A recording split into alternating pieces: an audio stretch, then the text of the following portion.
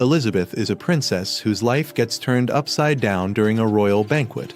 Out of nowhere, her fiancé, Prince Friar, publicly announces that he's breaking off their engagement because he claims Elizabeth pushed his beloved Sylvie down the stairs. The accusation completely blindsides her because she never did anything of the sort. Unfortunately, Friar is far more interested in showing off than listening to the truth. As if humiliating her in front of everyone wasn't enough, he also orders her to be locked away in the dungeon. The saddest part is that Elizabeth had spent years doing everything she could to become the perfect future queen. She even took over the prince's duties while he skipped work to attend parties. Her maid constantly begged her to rest, but Elizabeth always stayed up late finishing reports because she believed she was helping both Friar and the kingdom. She even convinced herself she worked better without him around. But Elizabeth wasn't doing it for the prince alone. She genuinely cared about the kingdom's people. Alongside handling royal affairs, she secretly ran the successful Funnel Corporation, using its profits to create jobs and help the poor. The townspeople admired the company's mysterious owner, never realizing it was Elizabeth herself. She preferred staying anonymous because helping others mattered more to her than receiving praise. The next morning, Prince Friar finally drags himself into her office with another ridiculous request. He wants the Geico Group to gain access to the royal treasury. Elizabeth immediately refuses after discovering the company had been secretly skimming profits. Giving them access to the treasury would put the kingdom's finances at serious risk. Friar throws a tantrum because he wants to impress his new friends and orders Elizabeth to approve the request, reminding her she's just his fiancée. Elizabeth refuses to back down, knowing the law is on her side and protecting the kingdom is more important than protecting his ego. After he storms off, Elizabeth asks his knight, Robert, to keep an eye on the prince before someone manipulates him into making even worse decisions. She knows that one reckless choice could drag the entire kingdom into decline, and ordinary people would suffer the consequences. Later, Elizabeth finally finishes her work and prepares to enjoy a rare day off. She asks her maid, Michelle, to ready the carriage. But before she can leave, her father arrives with urgent news. The king and the chancellor must attend an emergency meeting about increasing monster activity, leaving Elizabeth to handle the kingdom's upcoming anniversary celebration on her own. Elizabeth quickly realizes the problem. The meeting takes place during the kingdom's anniversary celebration. She suggests canceling the event, but her father explains that's impossible because guests from distant lands are already on their way. Instead, the king has decided to leave the entire celebration in Elizabeth's hands. She is completely shocked and tries to refuse, but her father tells her the king trusts no one more than her. With that kind of confidence placed on her shoulders, saying no isn't really an option. So, she quietly accepts the responsibility, even though her relaxing day off disappears before it even begins. While preparing for the anniversary celebration, Michelle spots Prince Friar openly flirting with Sylvie. She's furious that he's cheating on Elizabeth, but Elizabeth doesn't mind since it's common for princes to have multiple partners. Her only concern is that Sylvie, who was recently adopted into a noble family, still lacks proper royal etiquette and could damage the kingdom's reputation. To prevent future problems, Elizabeth invites Sylvie for tea. She politely explains that if she wants to be with the prince, she must behave responsibly because her actions affect both the prince's reputation and the kingdom's image. Elizabeth also mentions the injury on Sylvie's leg, knowing she got it while secretly meeting another nobleman. Instead of exposing her, Elizabeth simply tells Sylvie to stop cheating on the prince, since she has no interest in their messy relationship and only wants to protect the kingdom. Sylvie apologizes, but the moment she leaves, her innocent act disappears. Furious that Elizabeth uncovered her secret, she spots Prince Friar, bursts into fake tears, pretends to fall, and falsely accuses Elizabeth of attacking her. Back at the banquet, Elizabeth denies the accusation and reminds Friar that causing a scene in front of foreign guests will only disgrace the royal family. But the prince refuses to listen, declares Elizabeth guilty of trying to murder Sylvie, and orders her to be thrown into the dungeon. Neither Elizabeth nor the guards understand what is happening, but Robert, the prince's loyal knight, has no choice but to obey his master's orders. As Elizabeth is forced to the ground, she catches Sylvie wearing a smug little smile. At that moment, everything clicks. She realizes Sylvie planned this from the very beginning and successfully framed her. Almost everyone watching can tell the accusation is complete nonsense. But with the king and Elizabeth's father away, Prince Friar holds the highest authority in the castle.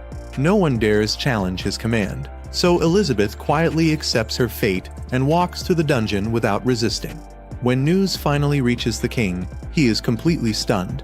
He can't believe his own son threw the kingdom's most capable woman into prison over such a ridiculous accusation. His first instinct is to rush back and set Elizabeth free while giving Friar the scolding of a lifetime. But then Elizabeth's father does something far more disappointing. Instead of standing up for his daughter, he convinces the king not to return, saying there is no need to waste time over the situation. In other words, he leaves Elizabeth to deal with the mess all by herself. Trusting his judgment, the king reluctantly agrees. A whole month passes with Elizabeth locked inside the dungeon. At first, she thinks prison might finally give her a chance to relax. Unfortunately, Prince Friar somehow finds a way to ruin even that. Despite locking her up, he continues dumping piles of government paperwork on her as if prison were just another office with worse lighting. One day, Michelle secretly sneaks into the dungeon using magic to avoid being seen. Elizabeth casually puts the guard to sleep with hypnosis, proving she could have escaped whenever she wanted.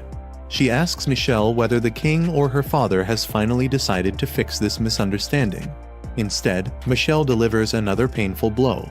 Elizabeth's own father was the one who argued against helping her.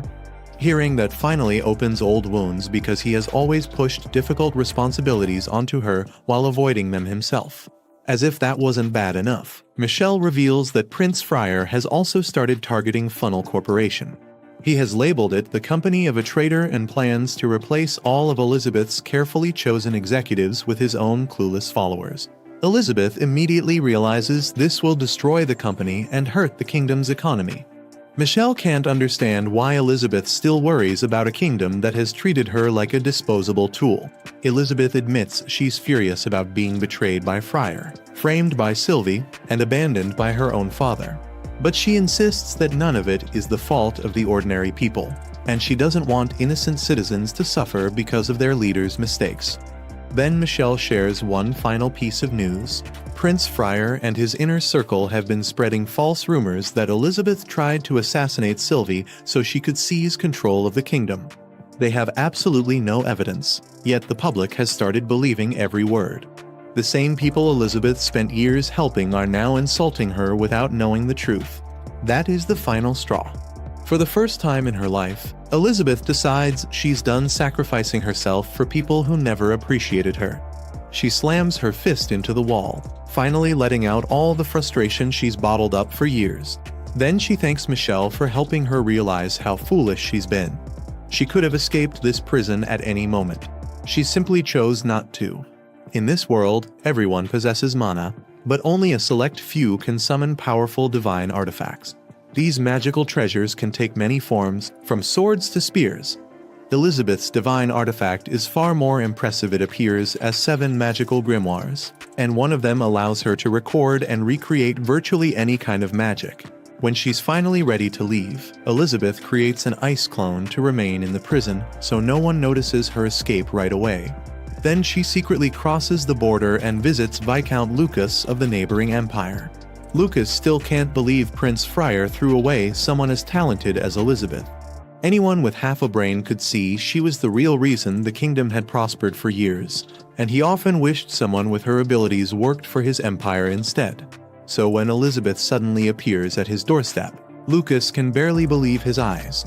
She tells him she has had enough of being used and asks for asylum in the empire. Realizing this is an opportunity too good to refuse, Lucas gladly accepts her. He then asks what she plans to do next. Elizabeth gives him a calm smile before revealing her answer. She's going to tear down everything she spent years building for the kingdom that betrayed her. Elizabeth wasn't planning to charge straight into the kingdom with swords blazing. Her goal was much smarter than that. Since the empire and the kingdom were already destined to become enemies, she decided to work with the empire. But she had no intention of using them like disposable pawns. If they helped her destroy the kingdom, they would also benefit from everything she achieved. A fair trade for both sides. Thanks to Viscount Lucas's crest, the carriage passed through the kingdom's gates without anyone realizing Elizabeth was hiding inside. Lucas planned to take her to his territory near the kingdom's border, where he could keep an eye on her for a while. Elizabeth actually appreciated how quickly he acted. If they had waited any longer, even Lucas might not have been able to leave the kingdom safely. Curious, Lucas asked whether all of this was possible because of Elizabeth's divine artifact. She showed him her grimoire and claimed it could record every book she touched and every piece of information she saw or heard. Since she had spent years surrounded by the kingdom's political secrets, Lucas immediately wondered if she had military plans or confidential records stored inside it. Elizabeth guessed the royal castle was already in complete panic over her disappearance, so she had no problem sharing some information. After all, from her point of view, she was now a refugee. But here's the twist: there was no such thing as the Grimoire of Wisdom. Elizabeth's real divine artifact was actually the 7 grimoires. She simply revealed a tiny fraction of one of them, the grimoire Lucifer, and both her father and the king completely bought the story. Talk about selling a lie with confidence. To thank Lucas for helping her, Elizabeth promised him a reward so enormous that the bounty for turning her in would look like pocket change. Once they reached Lucas's territory, she revealed her next move. She wanted to start a business and asked him to lend her 100 gold coins. To make him feel safe, she even drafted a magical contract. Within 1 year, she would repay double the amount. If she failed, she would willingly become his slave, giving him complete ownership over her. It sounded completely insane, but Elizabeth looked so confident that she practically acted like the mountain of gold was already sitting on his table. The building she picked for her company, however, looked like it had lost a fight with time. Even her maid, Mai, wondered if her lady had accidentally chosen an abandoned ruin instead of an office. When Elizabeth pushed the front door, it literally fell off its hinges. Well, at least the renovation had officially begun. After several days of cleaning and repairs, the building was finally ready. Elizabeth proudly named it the Trader Commercial Firm. Soon after, Mitty returned from town with a list of the empire's most influential nobles. Elizabeth realized they didn't have enough workers or equipment to mass-produce luxury cosmetics yet, so she decided to start with something everyone needed: soap. And not just any soap. This version was noticeably better than the soap already sold throughout the empire. It wasn't the final goal, but it was the perfect first step toward building a powerful company.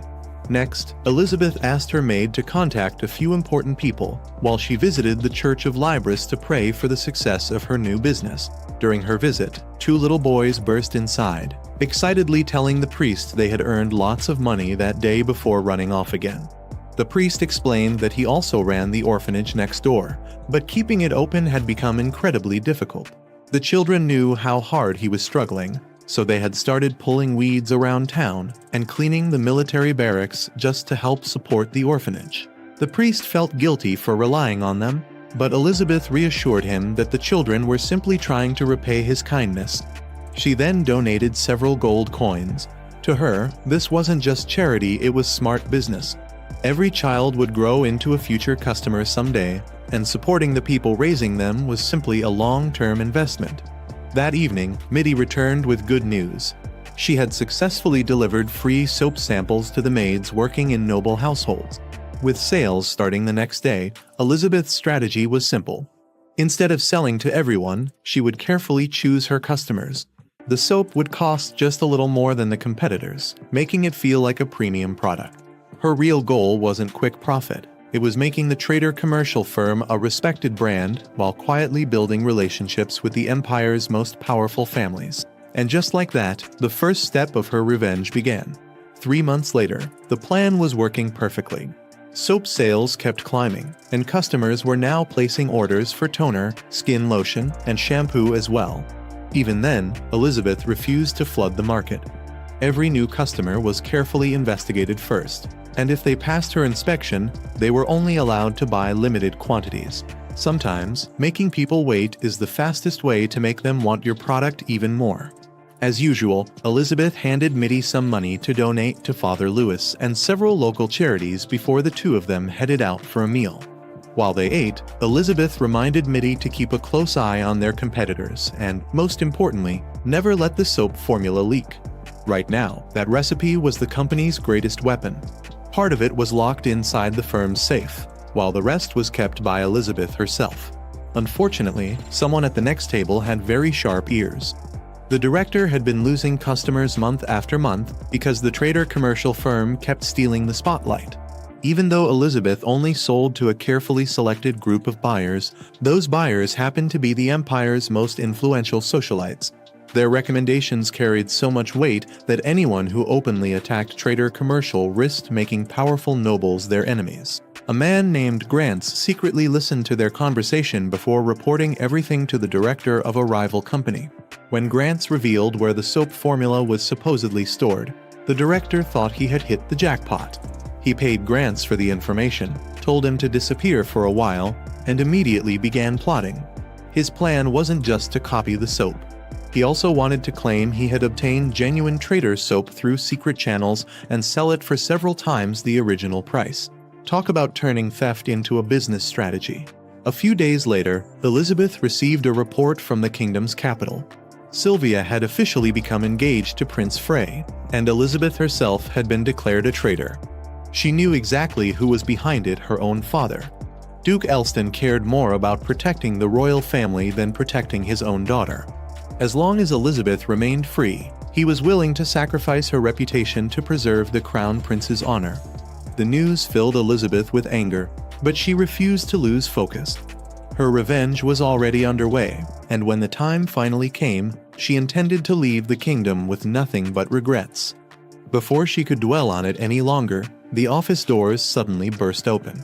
Art Hildegarde from the Merchants Guild's legal department marched inside with several officials.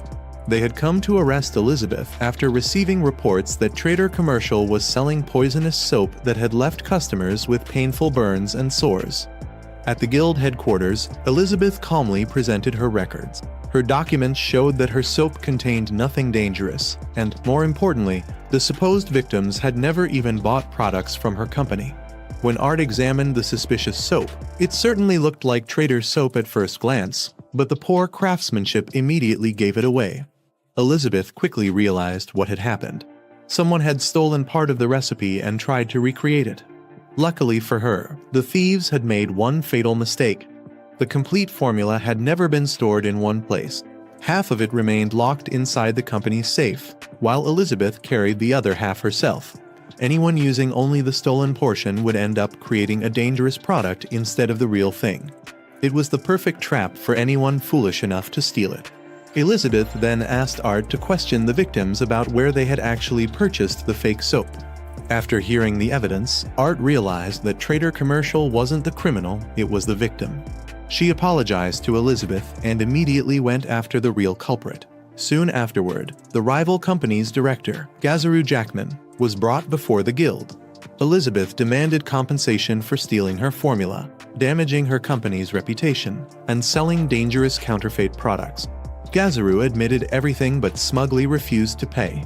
According to him, the Merchants Guild had no authority to force compensation. He mocked Elizabeth, saying her only option was to ask a judge from the Church of Libris, and he doubted anyone would take the complaints of a young girl seriously. Unfortunately for Gazaru, his confidence didn't last very long. Father Louis was already standing in the room. Speaking in the name of the church, Father Louis ordered Gazaru to make amends for his crimes. Elizabeth didn't waste the opportunity. Instead of asking for a simple payment, she demanded everything Gazaru Commercial's management rights, his personal assets, and every piece of equipment, material, and staff belonging to the company. Safe to say, Gazaru's business career ended faster than he expected. One moment he was trying to steal Elizabeth's success, and the next he was handing over his entire company. That's one expensive bar of soap.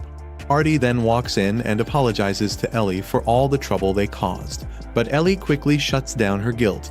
She tells Artie none of it was her fault, the real villains were the Merchants Guild. Feeling relieved, Artie reveals one last secret. The man who convinced Gazaru to steal the soap formula was none other than Grant Carlton, Gazaru Commercial's bookkeeper. She suspected him all along but never had enough proof to confront him. Ellie isn't surprised. Now that Trader Commercial has taken over Gazaru's company, Grant technically works for her. She asks Artie to leave the rest to her. Moments later, Grant enters the room, already knowing he's about to be questioned. Instead of giving him a lecture, Ellie hands him a bag full of money. Grant is completely confused and says the reward is far too generous, but Ellie isn't finished yet. She also promotes him to Treyer's leadership team and promises to tell the Merchants Guild that the matter is settled because he has shown genuine remorse. Grant can hardly believe his luck and gratefully accepts. Of course, Ellie didn't do this out of pure kindness. Grant was one of the people she secretly recruited through Muriel.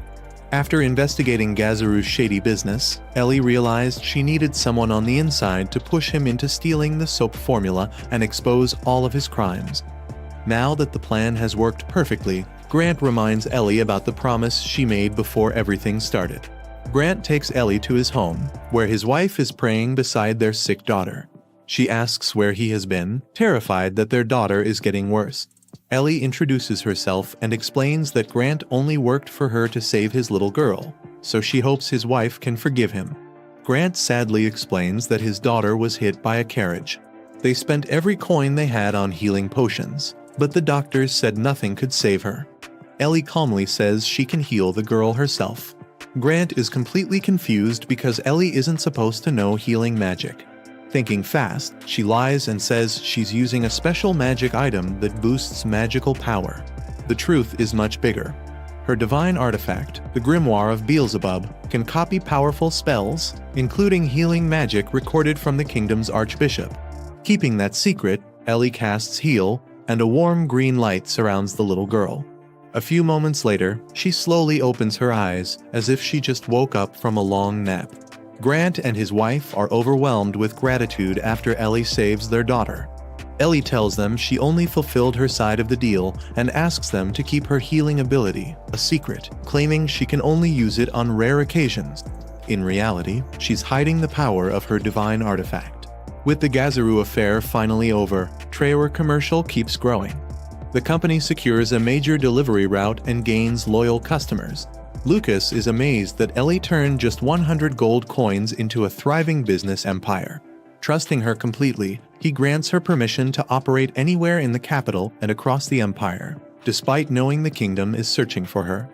Ellie thanks him, tells Maria to make good use of their new travel rights, and sends Muriel to strengthen their relationship with the Church of Libras.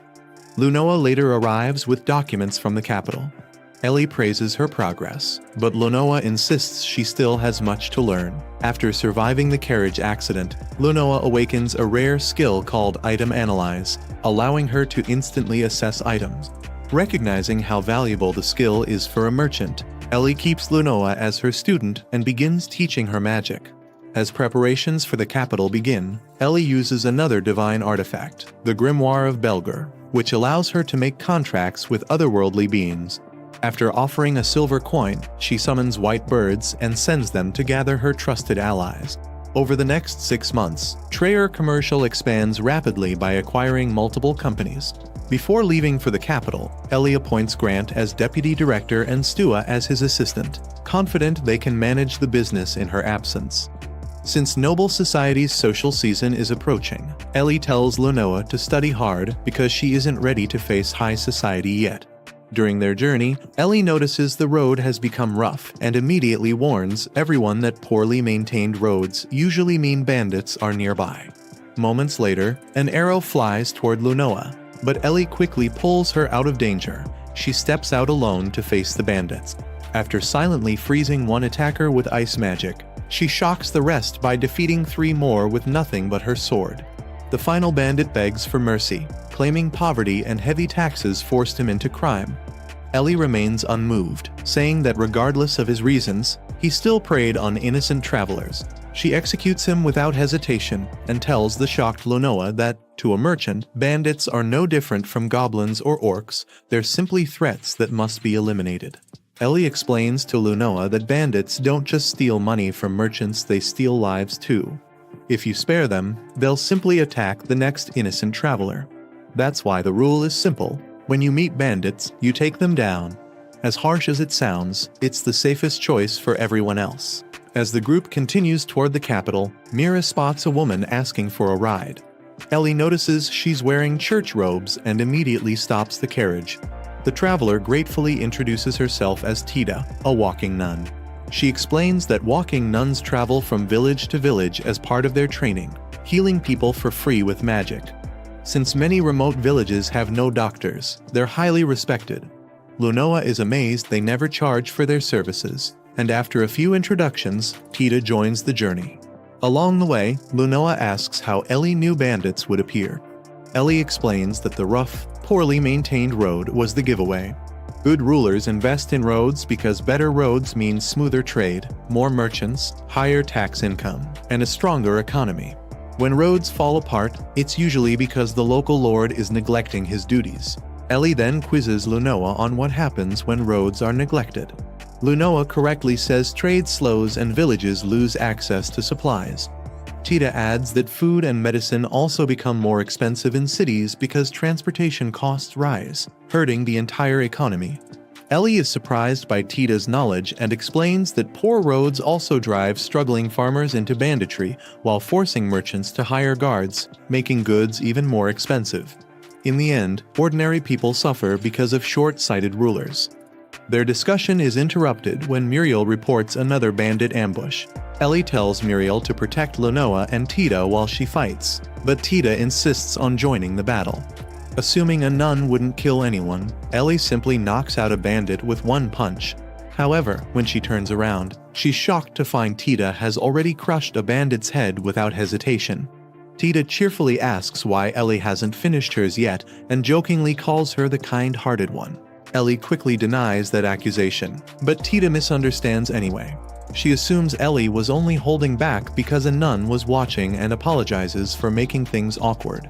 Then she calmly says that leaving bandits alive only creates more victims, so she'll finish Ellie's job as well.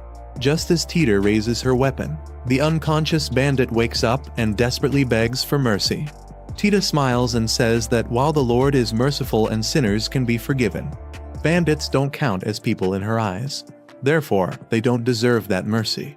And with that, she finishes him off without blinking. Watching the entire scene unfold, Ellie quietly realizes she may need to completely rethink everything she believed about church women. Tita then proudly shows Ellie a gold tooth she pulled from one of the bandits, happily explaining they can sell it for a nice profit. Ellie sighs and tells her to wash the blood off first before Lunoa sees her and gets traumatized. Meanwhile, at the royal mansion, Prince Fred argues with his butler over his plan to hand out free meals in the slums. The butler explains that using the kingdom's treasury for charity without a long-term plan will only bankrupt the nation. He reminds Fred that Elizabeth also fed the poor, but she paid with her own money and, more importantly, created jobs so people could become self-sufficient. Realizing he has no counterargument, Fred angrily cancels the project and storms off, leaving the butler wishing Elizabeth were still around. Later, the group relaxes at an inn, where Tita is happily drinking non-stop. She reveals she already sold all the loot and even offers to split the profits with Ellie, but Ellie tells her to keep it. Tita excitedly tries to hug her, only to be pushed away because her nose is running. Watching them, Lunoa tells Maria that Ellie finally looks happy. Maria agrees, saying Ellie used to shoulder everything alone and rarely smiled, so seeing her enjoy herself with friends makes her genuinely happy. Elsewhere, Fred vents to Sylvia that dealing with stubborn nobles has worn him out, adding that being with her helps him relax. As Sylvia thanks him, a mysterious figure secretly watching from behind a pillar remarks that having all your hard work ruined by a fool must be a miserable feeling. After arriving in the capital, Ellie, Meyer, and Luno check into a luxurious inn while they look for a permanent place to live. Luno is shocked by how expensive and fancy the rooms are and suggests staying somewhere cheaper instead. However, Ellie explains that appearances matter. Since they plan to start a business in the capital, staying in a low-end inn could make people underestimate them before they even open their doors. Not long after settling in, a man named Arnold arrives. Luno has never met him before, so Meyer explains that he used to help manage Ellie's business back in the kingdom. Arnold proves why Ellie trusts him so much when he reveals that he has already prepared several properties for her to inspect, despite not even knowing exactly when she would arrive. The next morning, Arnold takes Ellie to view several locations. After choosing a mansion for her residence, he shows her a workshop that would be perfect for her business. The only problem is that it costs a little more than she planned to spend. Still, Ellie decides it is too good an opportunity to pass up and buys it on the spot. Arnold also recommends renovating the workshop, and Ellie happily leaves the entire project in his capable hands. With their future home and business property secured, Arnold promises everything will be ready within a few days, meaning the group must continue staying at the inn for now. Later, Meyer brings up the idea of hiring more staff. At first, Ellie assumes she means employees for the business, but Meyer actually wants to hire another personal maid. Once the company starts growing, it will be difficult for Muriel to stay by Ellie's side all the time. Ellie suggests recruiting through the Merchant Guild, but Meyer points out a major problem. Ellie is still secretly a refugee. Hiring the wrong person could expose that secret and cause serious trouble. To avoid that risk, Meyer recommends buying a slave, since magical seals prevent slaves from disobeying their masters. There are criminal slaves and debt slaves, but Ellie is not particularly concerned about which type she gets.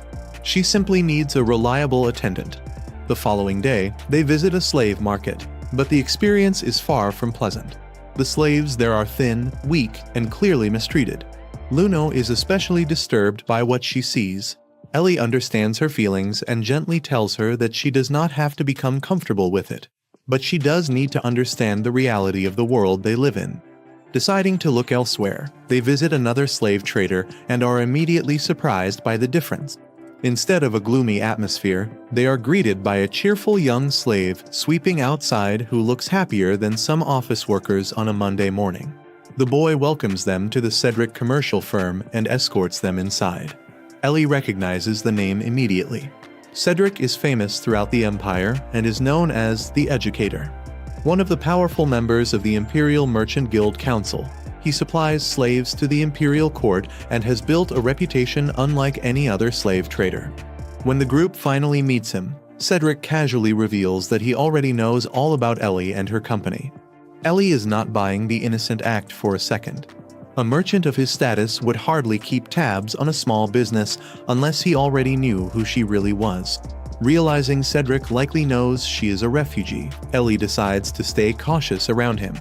Even so, she explains that she is looking for a capable attendant who can handle daily tasks and travel frequently between domains. Cedric immediately claims he has the perfect candidate and sends for a girl named Misha. As he leads them through the building, Ellie notices something completely unexpected: two slaves sitting in a classroom and learning mathematics. When she asks about it, Cedric proudly explains that all of his slaves receive an education. Depending on their talents, they may also study martial arts, cooking, or other specialized skills. Compared to the miserable conditions at the previous market, Cedric's operation feels less like a slave trader's business and more like a strange boarding school with a very questionable admissions policy. Ellie cannot help but be impressed by how different it is from anything she has seen before. Cedric explains that most slave dealers cut corners to maximize profits. They spend as little as possible on food, training, and care, which is why their slaves are often weak and unhealthy. Cedric, however, follows a completely different philosophy. He invests in every slave, making sure they are well fed, educated, and properly trained. Naturally, that means his slaves cost more, but Ellie believes the higher price is more than justified.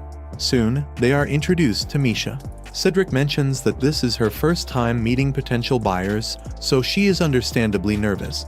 He also explains that her race is naturally athletic, making her perfect for frequent travel, although she is not exactly bodyguard material. Ellie is satisfied with what she sees and decides to hire Misha immediately. To complete the contract, she places her hand on the slave crest, while Cedric casts the spell that officially transfers Misha's ownership. Before sending her off, Cedric tells Misha to serve Ellie faithfully. Misha gratefully thanks him for everything he has done for her, and Cedric wishes her the best of luck as she begins her new life. The following day, Misha officially starts working as Ellie's personal attendant. One of her first responsibilities is organizing Ellie's packed schedule. She carefully lists everything on the agenda, including inspecting the workshop renovations in the morning, followed by 2 business meetings and a sales negotiation in the afternoon. Ellie appreciates her hard work but gently points out one small mistake. Next time, she should also mention who the meetings are with. Otherwise, Ellie might walk into the wrong room and accidentally negotiate with the wallpaper. Misha quickly apologizes, but Ellie simply smiles and reminds her that everyone makes mistakes when learning a new job. Right now, Ellie's biggest priority is introducing her newest cosmetic product, lip gloss, to the capital's nobles. Later that day, she attends a party hosted by Baroness Melanie.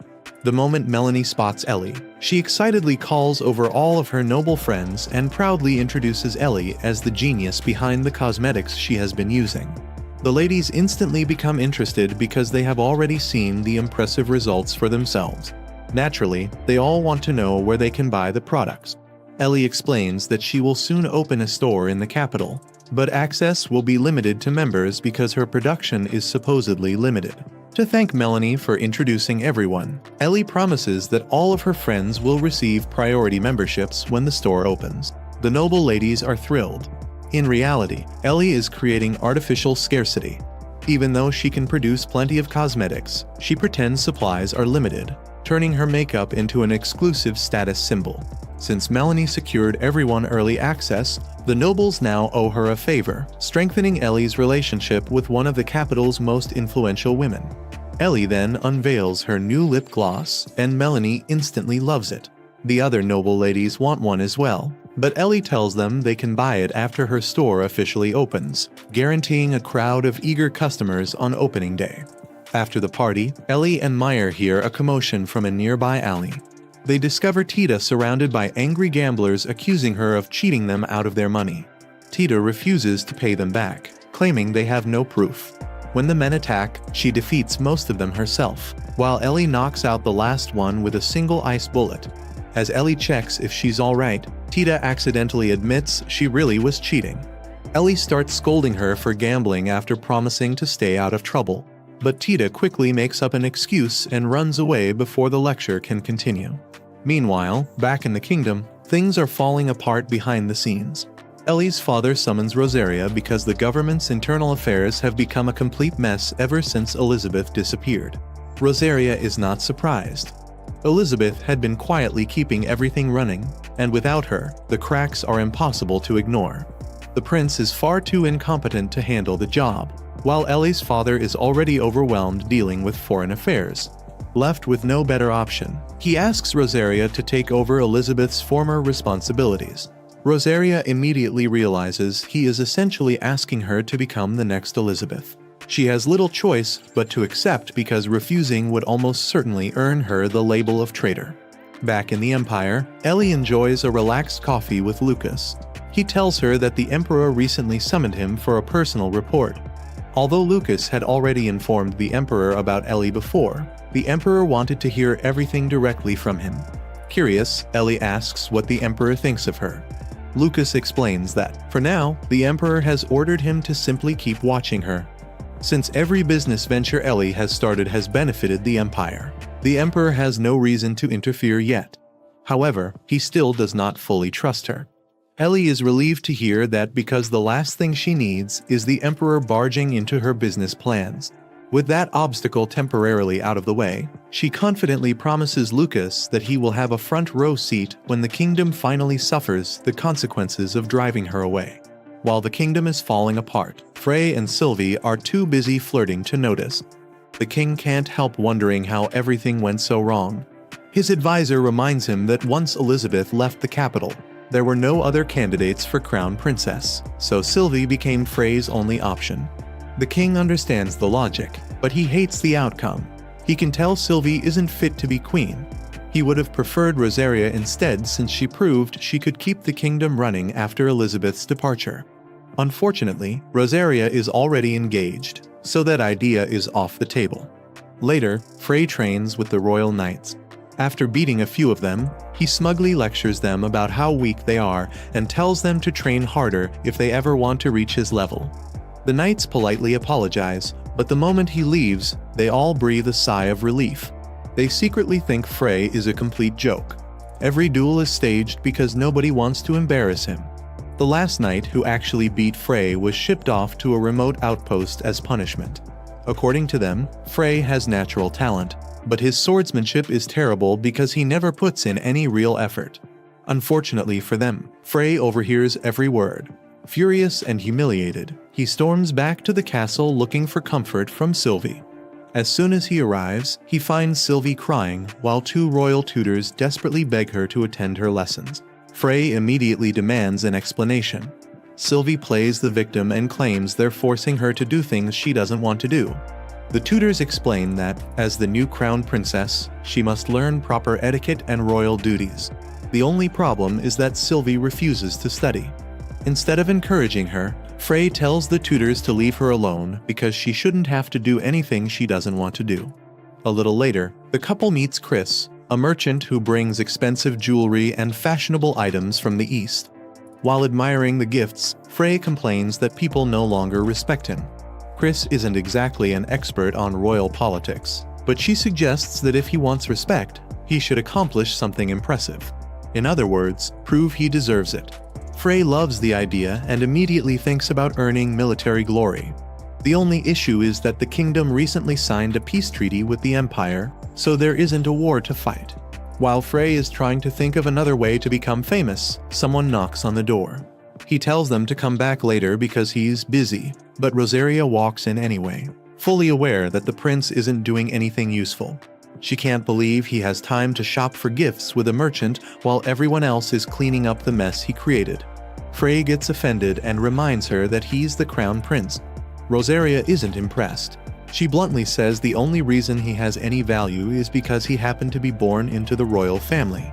She then looks at Sylvie and admits she's surprised someone as capable as Elizabeth lost to someone as average as her. Still, Rosaria makes one thing very clear: what happened to Elizabeth will never happen to her. Her family controls the kingdom's largest military force, and unlike Elizabeth's family, her father actually protects her. Framing her with fake crimes simply isn't an option. Rosaria drops a stack of documents onto the table. Frey stares at them, completely confused. She explains they're simple government papers that even someone as hopeless as him should be able to handle. All he has to do is sign them and hand them back. Frey is insulted, but curiosity gets the better of him. One document authorizes aid for one of the kingdom's vassal states. Instead of helping, Frey gets annoyed because he doesn't think those smaller nations deserve support. Then a terrible idea pops into his head. Rather than helping the vassal states, he'll use them to earn himself military glory. Meanwhile, over in the Empire, Elizabeth is focused on something far more productive: building her business empire. Using a detailed map from Lucas, she finds the perfect location for her future port and manufacturing hub. She then asks Misha about the day's schedule. Misha reminds her about an afternoon meeting with the Byrne Commercial Company and a dinner with Viscount Napa later that evening. Misha is confused because the Byrne Company is one of their biggest competitors in the lipstick business. Elizabeth isn't worried at all. She believes they're probably coming to negotiate a partnership after losing so many customers. If they actually try to fight her instead, she'll simply crush the competition completely. As for Viscount Napa, Elizabeth expects he'll also propose a partnership. Although it's tempting, she plans to decline for now because her company's priority is strengthening its position in the capital before expanding elsewhere. Still, she wants to stay on good terms with him, so she even invites Lenoa to join the dinner as practice for dealing with nobles. Their plans are suddenly interrupted when Arnold rushes in with alarming news. The kingdom of Serres, one of Horia's vassal states, has declared war on the Empire. Elizabeth is stunned because Serres is a poor country that survives mostly through tourism. Starting a war is probably the fastest way to scare away tourists. Arnold adds that the invasion has already begun. Normally, Elizabeth wouldn't be too concerned since Serres isn't strong enough to seriously threaten the Empire. The real problem is that their army is marching straight toward the village where she planned to build her new manufacturing port. Elizabeth quickly asks whether there's a fortress in Brachin Valley nearby. Arnold confirms there is, with around 500 soldiers defending it. The bad news is that Serres has roughly 1,500 troops, leaving the defenders badly outnumbered. They can probably hold the fortress for a few days, but only if reinforcements arrive in time. Just then, Lucas sends another report explaining why Serres suddenly declared war. According to their king, they want to reclaim land that was supposedly stolen from them years ago. Arnold remembers the Empire did take that territory around 20 years earlier, but, as he points out, it wasn't stolen at all. Arnold explains that the Empire never stole the disputed land in the first place. 20 years ago, the area was constantly attacked by monsters, and since the Kingdom of Ceres couldn't protect its own people, the Empire stepped in and kept the land safe. After governing it for so long, it legally became part of the Empire. So, Ceres suddenly claiming it was stolen makes very little sense. Lucas also sends word that he's marching toward the fortress with 20 soldiers, but it'll take several days before he arrives. With nothing else she can do for the moment, Elizabeth decides to wait and see how the situation unfolds. That plan falls apart the very next day. Against all expectations, the Ceres army captures the fortress with the help of a mysterious elite force they apparently hired. The sudden defeat forces Lucas to change his route, and now Elizabeth is genuinely worried. Technically, Ceres has already reclaimed the land they claimed was theirs, so the war should be over.